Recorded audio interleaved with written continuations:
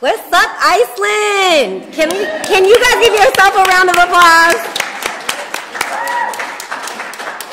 I just got to first off start off by saying thank you to the university for hosting us, to the staff who has been amazing and just so accommodating, and also to the president that was able to make his appearance this morning.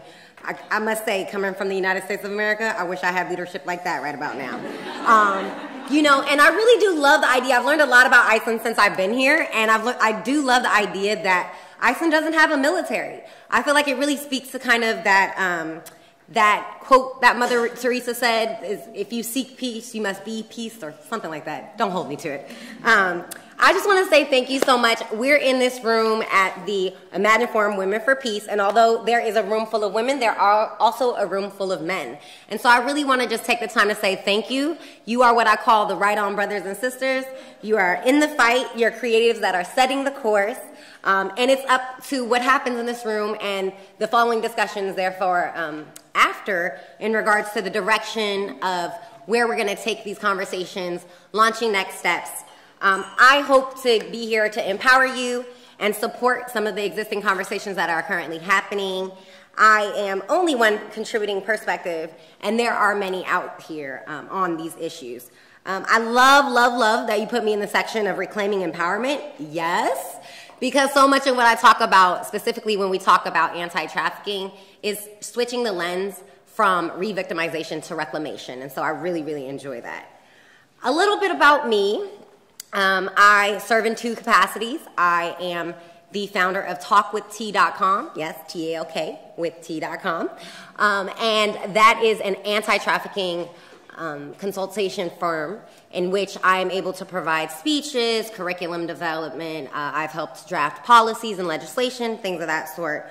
But I also serve in my daily role as the Anti-Trafficking and Exploitation Coordinator at the Baltimore Child Abuse Center, which is a child advocacy center. You guys actually have one here. I can't say it right. Forgive me. Barnhouse? Okay, now, correct my, I don't got the accent down yet. But it's really cool, so it's somewhat of a similar model, and I'm able to work there in that capacity. A little bit about myself, though, is that I come to this with a dual perspective. So yes, I've been working in this field for over 10 years and have gained quite enough experience to be able to speak to the issue, but I think it's also about understanding how we all come to our passions, and for me, it takes a little more personal side. I grew up actually in foster care, which in the United States is basically when other people take care of you because your family can't. This was an intergenerational issue for myself in regards to my mother was in foster care, my mother's mother was in foster care, and so there was just a bad lineage, unfortunately, that brought me to the place of being in care. I spent my first 18 years on this earth in care, but within my first 10 years in being in placement, I actually was placed in over 14 homes, which, you know, can become a ruckus in itself. And actually, when I was at the age of 10, I met a man who promised me that he was going to take care of me and he was going to love me and he was going to be by my side. Actually, what that resulted in me being sex trafficked throughout the western United States, so California, Nevada, Washington, and Oregon. This actually continued on for 7 years of my life, so 10 to 17, in which I can't remember my birthdays 10 through 13. My 14th birthday, I was in Las Vegas. My 15th birthday, I was on 14th birthday, I was in Las Vegas. 15th birthday, I was in San Diego. My 16th birthday, I was on a Greyhound bus coming back from the state of Washington. And my 17th birthday, I actually spent in juvenile hall locked up. So that just gives you a little reference of how we all, you know, change our baskets and change our lives. Sorry, I'm showing my age here, right? These are where my notes are. I'm all the way down. Okay. So what do I bring to the table is what we call positive deviance. It's an ideology that says that there is a subset of people who come from different backgrounds and cultures or experiences that have something to say, that have something to contribute to better the outcome of the circumstance. I really love that because when we talk about the factor of equality, I'm not just looked at as a survivor, I'm looked at as a professional, and that I am deemed more than a survivor. I'm an activist, a policymaker. I develop curriculum. I narrate films. The list goes on and on. I do want to talk about the issue of anti-trafficking, and I would love this to be a interactive discussion. Have anybody heard any myths about sex trafficking in its entirety? Anybody? Yes, sir. Just shout it out. No? That's fine. Well, I do want to address some myths because when we talk about sex trafficking, a lot of people have their own ideologies on what that looks like, and specifically when it comes to children. And so I think that there are some things that we have to address. The first is that does it only happen to girls? While it is true, this is a predominantly gender-based issue in regards to young women and girls being victims. It is not exclusive. This is something that factors out to both men, women, and transgenders. And I think it's very important, as Madeline spoke this morning, for us to get out of that binary perspective, right? We have to understand that there's many people who are affected by multiple issues that we're going to speak about today. Also, are these young people drug addicts? You know, if you're a victim of sex trafficking, does that make you a drug addict? And I would say that is intensely false. Not to say that there isn't instances and times where people have utilized or sought other remedies to help and cope with the pain. Sorry, you can tell I'm so nervous right now. Help cope with the pain, and that could be anything from cigarettes, which are legal, well, in the United States, I don't know how it works out here, liquor, it could be substances, it could be with irrational coping, it could be a number of things. Also heard, you know, people are like, wait, you're from America, you're from the United States, the land of the dream and the American dream, and this only happens to girls in Cambodia and the Philippines and, you know, all these other places. Well, I am more than just a statistic, and I'm, again, just one perspective. As I said earlier, like of the hundreds of thousands of young people that we represent, in understanding that this does happen to American citizens every day, and we call it commercial sex trafficking or domestic minor sex trafficking. Don't they realize what they're doing is wrong? Well, oftentimes young people who have been subjected to this victimization don't understand their victimization. They don't see themselves as victims. They simply see themselves as trying to make sure that they're able to survive every day. I think one of the most important differences I can highlight as an advocate is what this looks like. A lot of people think of the issue of sex trafficking and they're like, oh, well, they're confined. Now, no, don't get me wrong. In the United States, we use the term force, fraud, or coercion in regards to the victimization of a young person. But what we have to understand is it doesn't look like what you may think. A lot of people like to use the term modern-day slavery, and I really want to educate people in understanding that these are, although they have many parallels, these are two separate issues, and you don't want to take away from the angst and the pain that came out of the transatlantic slave trade within the United States. And so I just really want people to understand that this can be a psychological entrapment. It can really be at the power of fear and control and domination, complete coercion and manipulation. And so we have to understand that many times people who are subjected to the issue of sex trafficking or even labor trafficking, it's a breakdown of their spirit, of their self-esteem, of their insecurities. And to play a part, I really know that we all just got back from lunch, and even you all at home, if you're willing to participate, I would love to make this a little more interactive. I always hear people say, well, this doesn't happen in a place like mine, or it doesn't happen to my family, it doesn't happen to me, it's not something that's, you know, anything that I can relate to. But I want to ask a series of questions, and again, I know we're just getting back from lunch, so I'm going to take this time to allow you guys to stretch. When I ask a question and it's applicable for you, please stand up, look around the room, and take a seat. Does that sound good? Awesome. Have you ever wanted someone to notice you? This could be a teacher, a boyfriend, girlfriend. This could be anybody. Feel free. Come on now. Thank you for participating. Take a look around the room. You may be seated. Awesome. The next one, I should get more than a few people, especially all the young people we got in here. Have you ever succumbed to peer pressure? This can be, yeah, go ahead, girl. I see. She's like, I might as well stand. Awesome. Take a look around the room. You can be seated. This one resonates with me very well. Have you ever trusted someone that you really shouldn't have?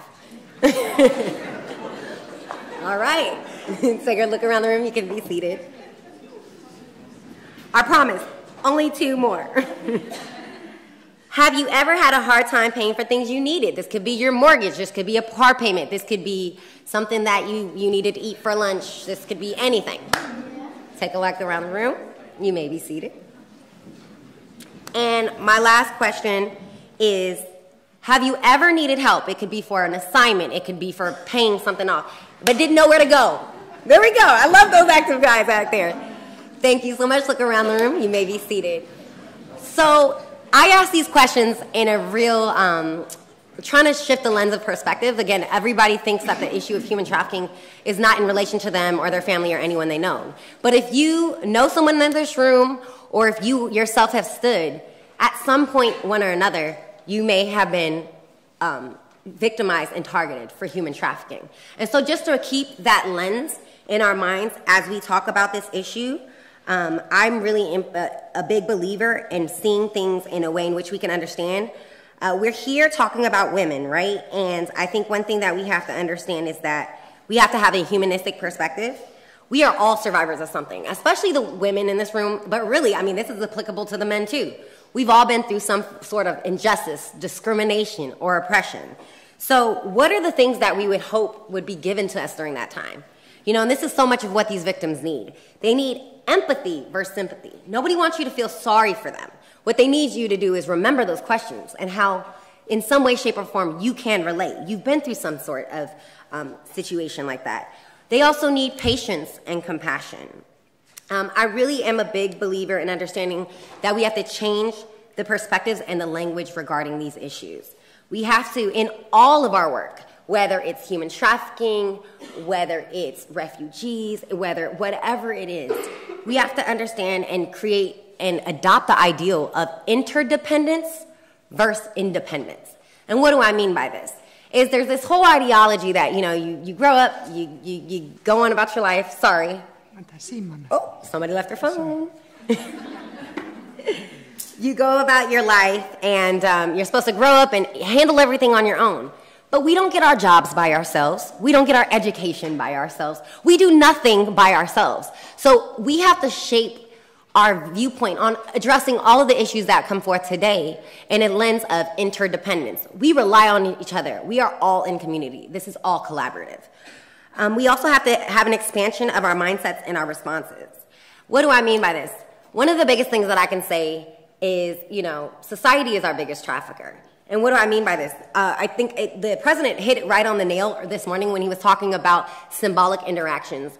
What does it look like in our world? What are the movies that deem this as acceptable? The films, the everyday practices, the technologies that we use. What are the things that are saying that it's okay to represent women in such a way? We need to really fight against that. I'm a big believer on changing the language that we use in all fields in addressing issues. The language and the terminology that we use is impactful and powerful.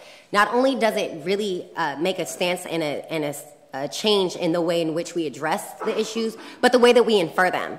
And what do I mean by this? I was very blessed to be able to create a petition that was stated no such thing, hashtag no such thing, on what we call change.org. This petition had over 250,000 signatures with tons of support. We were featured in the Huffington Post, and we also had a lot of backing from celebrities. And I bring this up not to toot my own horn, but to say that there's more work that can be done. We say that there's no such thing as a child prostitute because to say those words gives a negative inference that they're willing participants, that they want to be a part of this. And so we have to change the language. Again, there's also terminologies that we use within the field of trafficking, such as Johns. Well, and Johns are supposed to be the purchasers, right? But John can be George or Frank or Jim or anybody, right? So it's, again, addressing the language and seeing what it is. These are child sex purchasers. They are traffickers, exploiters, and pimps. We use this term interchangeably. So to be mindful of our language and understanding that the way that we infer things are many times based on the language we use. It's really also important to use the proper language because there's issues in regards to changing legislation that we have to deal with as well that we hope we can make change with. Another big thing that I'm a big believer on, myself and the job that I work at, shout out Baltimore Child Abuse Center, are multidisciplinary teams. So in addressing all of the issues that we present today, I want us to think outside the concept of just victim service providing organizations. We have to look to our community. We have to look to law enforcement. We have to look to legislators. We have to look beyond what are the deemed people who are meant to be in the space. We got to expand. We have to also see these issues, specifically trafficking and other issues that were brought forward today, outside of their set silos. And what do I mean by that? Is that when we talk about the issue of human trafficking, to address and to combat it, it cannot just be to speak to victim service providers. It has to be talking to, I've done work with Google in technology. We have to talk about, and I love, a few people talked about it today, media. We have to change the viewpoints and the lenses in media. We also have to see the issue of trafficking as a public health concern, because obviously when we're talking about something of this sort, it is going to affect the health not only of those who have been victimized, those who they come in contact with, their families, their mental health, all of these things. We also have to change our understanding on the education platforms. I love that we're doing this in a university. Shout out to the students, because I just graduated in May, so I understand and hold your pain. But the fact that we're holding this in a university, it's about bringing these issues to various platforms. We have to bring this in education, not only in formal education, but in informal education. We also have to see this perspective in understanding healing is not only the mental, and mental health is important, and we need all of those things, but we also have to have somatic healing opportunities. So, what would I hope to leave you here with today is I hope that you can create responses in your area if they do not exist. You can have the opportunity to change systems. There's a lot of people that complain, but we're not complainers in here. We're doers, so we want to change systems. We want to create legislation if it's not existing, or if it is, make sure that the legislation is applicable. We have to connect with victim-serving organizations. I talked about the Children's Home here. There's also UNICEF here. Those are just a few that I'm actually excited to meet with while I'm here in Iceland that are combating against this issue. We have to help focus on recovery, not just for victims of trafficking, but child soldiers, refugees, many of these subset cultures that have been victimized. We have to provide alternative educational and work opportunities. And I want us all to remember as women, one thing that we're big at, right? And one thing that I love at my job that we're really, really big on applying is the ideology of resiliency. And what does that mean? As women, we're naturally inclined to take care of others, but we have to do more of taking care of ourselves. So as you do your day-to-day work, I want to remind you to take those moments. If you need 5 minutes, take your 5 minutes. If you need a snack, make sure you got your food. Just those little things in nurturing yourself can help broaden the work that you do and expand on it. And I lastly want to end with a quote that I really, really love, and it's by F. Scott Fitzgerald, and it says, "The test of first-rate intelligence is the ability to hold two opposed ideas in the mind at the same time and still have the ability to function. One should, for example, see things as hopeless and yet be determined to make them otherwise." So as I've talked to you about something that's seemingly hopeless, you are the movers, the change makers, the shakers to make it otherwise, and I'm so honored to have your time today. Thank you.